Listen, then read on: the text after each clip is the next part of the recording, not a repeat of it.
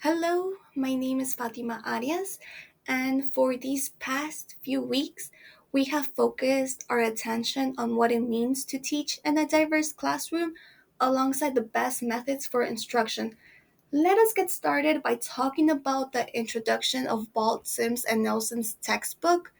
The introduction gave us great insight on a movement within education called inclusion.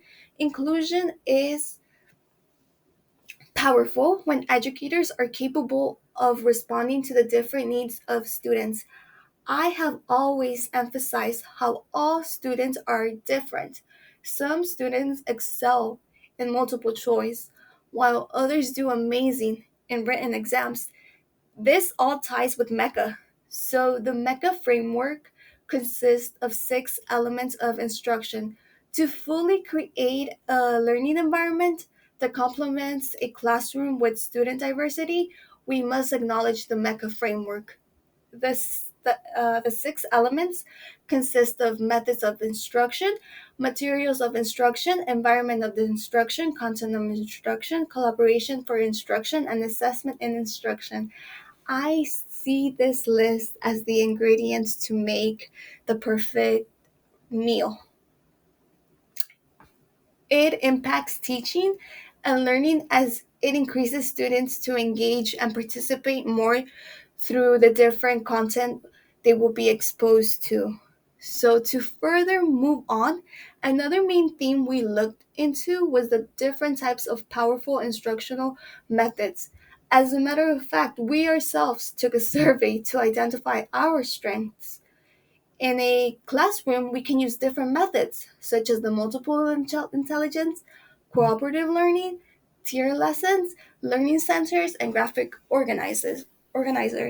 For me, I really enjoy hearing about the multiple intelligence because students who have spatial intelligence can use maps or charts, and students who are naturalistic might do well in outdoor activities for a biology lesson. So, in a class activity that I vividly remember is jigsawing an article.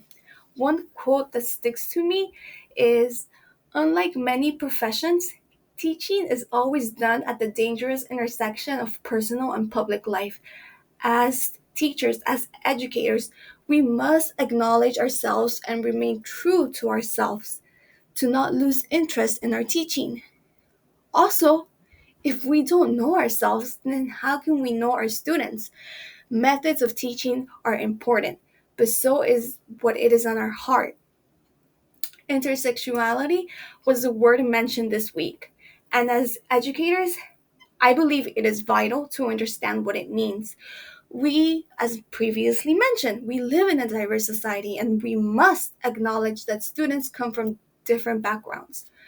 For instance, the way I see it is a student who might be a person of color and be part of the LGBT community. They, for example, may experience more difficulty as opposed to other students. I would also like to mention a new word that I learned, which is cognitive dissonance. Now, cognitive dissonance means the discomfort that comes when the status quo is disrupted. In a class discussion, a peer mentioned how they had a professor who started the semester with the content that would usually be done at the end of the semester. I also had a professor like that in community college, and it was something new.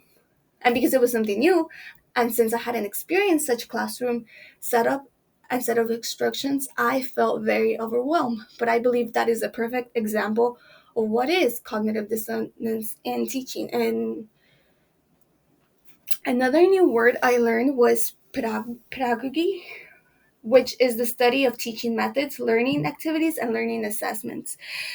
In these past few weeks, we have been discussing of different types of learning assessments that come in the form of summative assessments and formative assessments and how we can utilize them and the different factors that contribute to it.